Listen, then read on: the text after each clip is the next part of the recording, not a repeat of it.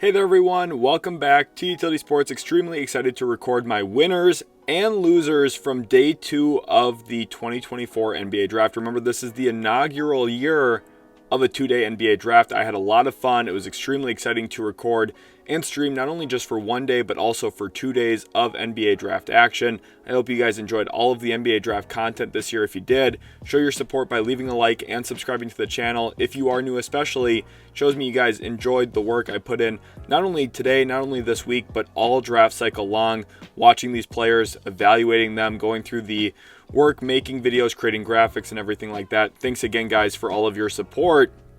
And now let's jump forward into a video preview here. Again, just to be very clear and precise, a little bit of vocabulary. What do I mean by winners and losers? To me, winners are teams or players that landed in beneficial situations or good fits. And then for teams, sometimes draft value obviously plays into that too. Getting a player I had relatively high on my board is extremely important in my eyes from a skill set evaluation standpoint. Fit is super important as well. Losers are situations where I don't like the value or the fit of a specific player in that specific spot. In today's video, the losers, you'll have to just hear it when you get there. It's at the end of the video. And then leave a like and subscribe as well. Again, I talked about that in the open. A lot of content coming in the next couple of days. So even though we got to the draft now, there's still more stuff coming out. I've got my way too early 2025 NBA mock draft coming out soon. I've got NBA free agency. I'm planning on covering that, streaming during that as well. We're going to talk about some NBA trades, some possibilities. I'm also going to give my predictions for free agency, my predictions for all rookie teams, all of that. There's a lot of great content coming out very, very soon. So you guys know what to do. Hit that subscribe button. Stay tuned for that kind of content. And let's jump into my very first winner. And that is the Utah Jazz. I think the Utah Jazz are in a great spot after the first 2 days of the draft. And I think getting Kyle Filipowski toward the top of round 2 was extremely impressive for Utah for a few different reasons. One, I think Kyle Filipowski falling to round 2 is ridiculous. And you saw him on the thumbnail today in that losers category on my thumbnail. The reason is I think he is a big loser because he fell to the second round. He was a warranted first round pick. I liked a lot of the traits he had. I had him ranked 25th on my board. It's not like it was egregious that he fell to the second round, but I do think he had done enough in the pre-draft process in his 2 years at Duke to warrant a first-round selection. Ultimately, Danny Ainge stops his slide at number 32, and I think it's a really good selection for Utah. I talked about him as a potential replacement long-term for Kelly Olynyk. It's been a player I've compared him to a little bit. They don't have the exact same traits. I think Olynyk obviously a little bit better of a shooter, a little bit more capable as a playmaker, but Filipowski shows some potential and some flashes in those areas. I really like what Utah accomplished in this draft. I think a lot of upside, a lot of potential from their 3 picks. Their first 3 picks specifically with Cody Williams at pick 10, Isaiah Collier at pick 29, and then at 32 coming in, getting a player who is really, really good in college in Kyle Filipowski, a 2-year just fantastic player for the Blue Devils. Did a lot of different things. And I think his versatility as a scorer, scores on cuts, scores on post-ups, scores on pick and pop, scores as a primary ball handler. I think that's going to be very useful for Utah as they kind of continue their rebuild. There's going to be a lot of kind of shuffling of the deck there in Utah with the likelihood of making more trades and moving some things around. Having a versatile offensive player like Filipowski gives you versatility when it comes to trade talks. It opens up some more avenues for you, and you can use Filipowski as one of those gap fillers on the offensive end of the floor. I like it a lot for Utah. I also really love what Philadelphia accomplished at pick number 41 in this year's draft. I think getting Adem Bona, a player I had ranked 21st on my board, so 20 spots below where I had him ranked in this year's draft. Very impressive landing spot for him. And listen, Philadelphia, it's interesting. They do have B-ball Paul Reed under contract. So is Adem Bona going to walk into minutes? I'm not exactly sure on that. It is an interesting landing spot given the fact that Joel Embiid and Paul Reed are both there currently in Philadelphia. They don't have a lot of players under contract. They drafted Jared McCain in round 1. I really like that selection.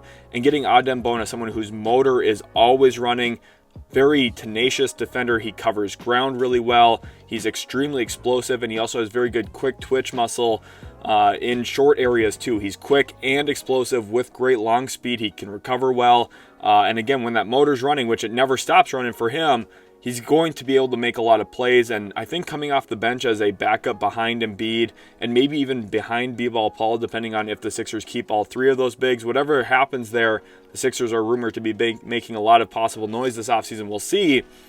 Adem Bona is someone who, when he's in, you're going to be okay with him committing fouls. You're going to be okay with him leaving his feet to try and deter shots at the rim, block shots around the rack. And with that kind of flexibility with how many centers you currently have, if you're Philly, you can put Adem Bona out there for 4 or 5 minutes and say, go to work, big fella. Go get as many fouls as you want. Go jump out of the gym. Try and block 4 or 5 shots. And he probably won't. He'll probably foul a lot. But you're going to feel his impact and his presence. And I think with the energy he's going to provide, I think this is just a tremendous get. And I'm very, very excited for the future of Adem Bona and the 76ers. Getting him at 41 was just tremendous value.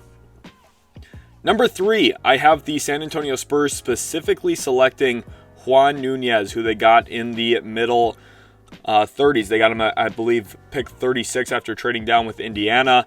I really like this selection for the Spurs, and I even talked about it on Twitter. If you're not following, go follow. Links in the description, by the way.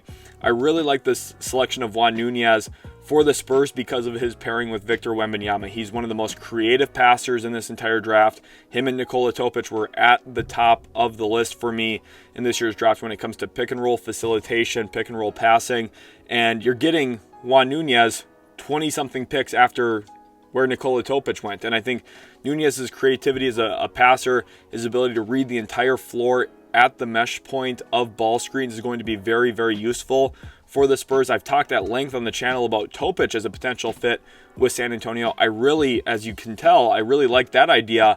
I really like the idea of getting Juan Nunez here in the second round, a player who probably would have been higher on my board if I knew he was going to land in San Antonio with Wembanyama. If there's a player in this draft that's going to be able to make Wembanyama work really, really well as a role man, which already Wemby has so many talents and skills, he's going to be fantastic at that regardless.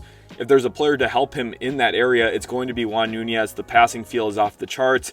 I like his positional size. I think everything is going to be really, really good for San Antonio with Nunez having the ball in his hands, running ball screens with Wemby, rolling into space. It's going to be very dynamic and a lot of fun to watch. Winner number 4, and you knew this one was coming, the Oklahoma City Thunder. I love this selection for Sam Presti and the Oklahoma City Thunder. Sam Presti aggressively targeted landing Ajay Mitchell here on day 2 of the NBA draft. Came in with pick number 50, moved all the way up, or actually came in with no pick, actually. Traded to pick 52 using the trade with the Golden State Warriors to ultimately send out Lindy Waters III, walk away with pick 52. Then he moves up from 52 to 40 with the New York Knicks in another trade. Then he moves up from 40 to 38 to guarantee he lands his guy, Ajay Mitchell. And what can I say? This is such a good selection for the Oklahoma City Thunder. He is at the heart of my draft evaluation. And my key thing to talk about is his dribble pass shoot component. He is able to shoot the ball. He ranked very, very well in spot up. He ranked very well in pick and roll ball handling. He ranked very well in isolation. He's a flat out very good basketball player. Now there's going to be questions about the level of competition. There's going to be questions about his age. He's a little bit older. I understand some of those things, but I am thoroughly impressed with his ability to create advantage for himself, create advantage for others outside of that, the ability to draw 2 to the ball. He's very crafty, creative around the rim. He ranked 13th on my final big board. Oklahoma City got him in the 30s. This is a tremendous haul. This is a fantastic get. And for a team in Oklahoma City who is based and predicated upon drive and kick basketball, spacing you out, a player like Ajay Mitchell is a phenomenal fit, a no-brainer fit for the Thunder, which leads me to my next winner, and that's right, it's me. I'm the next big winner here. The reason I'm the next big winner is because 2 of my favorite players in this draft, the 2 guys that epitomized dribble pass shoot for me, landed in perfect situations. Baylor Shireman with the Boston Celtics, Ajay Mitchell with the Oklahoma City Thunder. 2 teams that are built upon 5-out basketball, connectivity through dribble pass and shoot. The Boston Celtics just won an NBA Finals playing that way. The Oklahoma City Thunder are due to win an NBA Finals in the next 3-4 years or so, probably, with the way that they play. You can't guarantee it, but they look like they're going to be in line to do that. For me, I feel like a huge winner here for a few different reasons. One, the players that I evaluated and was very high on compared to consensus, two of the smartest GMs in basketball, and Brad Stevens and Sam Presti, appear to be in agreement with me on valuing their services, valuing the skill set that they have, and importing them into their already very good team constructs. And I'm very excited to see how both of them work out in the NBA. I'm really, really stoked for Baylor Scheierman in Boston. I'm very, very, very, very much excited to see Ajay Mitchell in OKC. Now, who knows how many minutes he's going to get. It's a crowded backcourt there with Cason Wallace and Shai Gilgeous-Alexander, Alex Caruso now. Obviously, you have a bunch of different like-sized players. Nikola Topic, who they drafted in the first round, he's probably going to miss most of, if not all of, his rookie season. So maybe there's an opportunity there for Ajay Mitchell, but I know he's really good at basketball. I'm really excited to see how year one and beyond of his career goes there in Oklahoma City. All right, I did want to hop in real quick with a little small recap of some picks in the second round that I didn't talk about in my primary winners and losers part of the video, but I did want to touch on them here just so I covered the entire second round for you guys, especially if you're wondering about your favorite team. I really like what Toronto accomplished today as a whole, but specifically with what they were able to do via trade and via draft pick in the second round. So they traded Jalen McDaniels earlier today. They got Sasha Vezenkov. They got Davion Mitchell and pick 45. They also had pick 31 coming into the day. They walk away with Jonathan Mogbo, a really unique player with playmaking feel, rebounding, kind of built like a Kenneth Faried type player, but he has a little bit more passing upside than that. Very excited to see how his career blossoms and grows. At 45 also, they drafted Jamal Shead out of Houston, who I think is a winning player. I think his defensive intensity and his active hands and quick feet are going to really help him stick around in today's NBA. They have now him and Davion Mitchell, so they got two dogs on the defensive end of the court in their backcourt. So we'll see how their careers progress. Davion Mitchell's a good reclamation project, I think, and Jamal Shead, I think, is just a flat-out good pick at number 45 in the draft. A few other selections I want to talk about. Tyler Smith for the Bucks.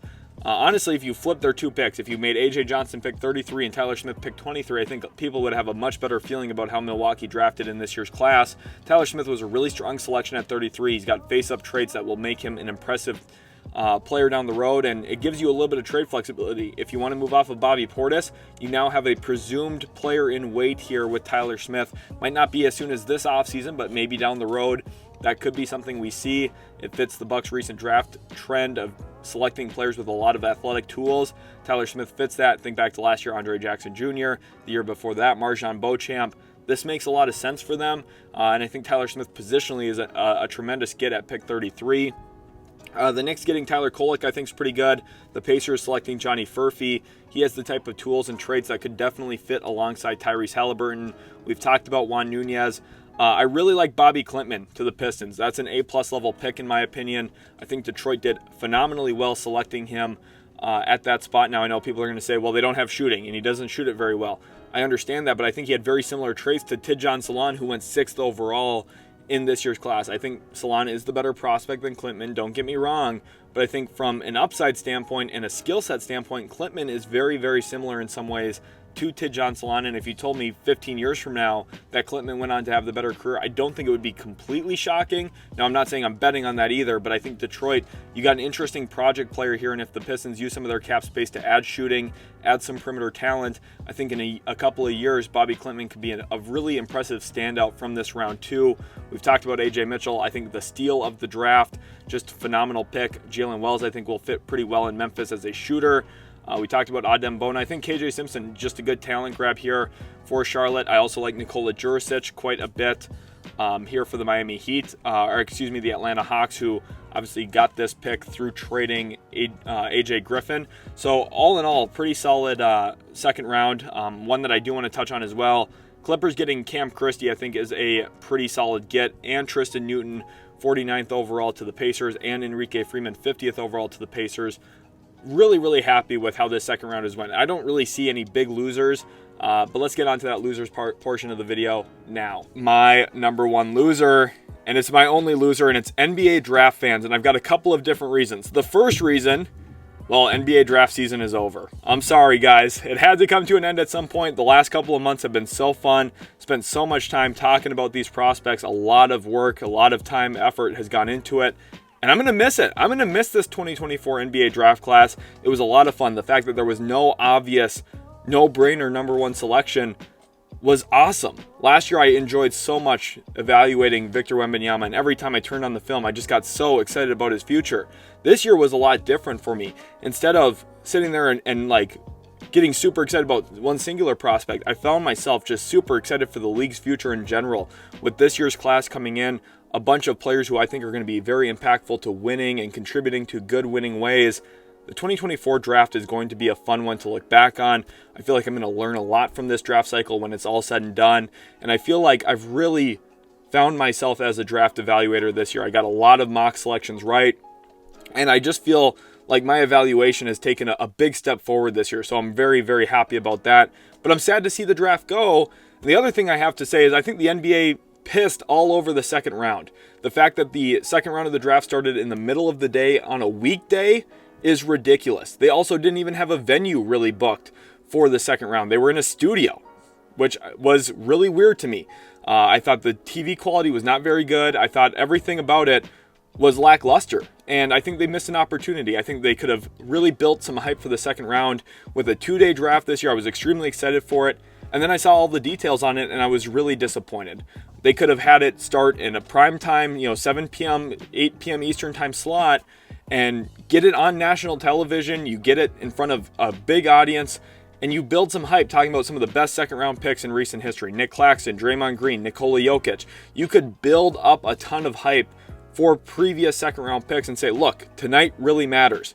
The NBA did not do that. They said, in fact, we don't even think it matters. We're going to schedule it for the middle of the day during a day of the week that everyone's going to be at work. No one's going to be able to watch it. We don't even care. I think what the NBA did was ludicrous. I think it's very disappointing. And honestly, NBA draft fans are big losers because a lot of draft fans probably didn't even get to watch the draft because they're probably working their 9 to 5. Very, very disappointing in the NBA. NBA, if you're listening, Adam Silver, if you're listening, someone who knows Adam Silver, if you're listening, do better next year. Flat out, you need to do better. This is unacceptable, very disappointing. There's no reason that the draft, Pacific time, should be starting at 1 p.m. in the afternoon. That is ludicrous. There's no reason that the draft Eastern time should be starting at 4 p.m. Eastern. That is ludicrous, ridiculous, disappointing. Okay, it needs to be better. You need to do better next year. Thank you all so much for watching. I really hope you guys did enjoy. Really appreciate each and every one of you. Again, remember, a lot of content coming out soon. 2025, way too early mock draft. I can't talk anymore, clearly. That's coming out tomorrow. We've got a lot of great content coming, so stay tuned for that. Leave a like and subscribe if you enjoyed today's video, and we'll catch you in the very next Utility Sports video.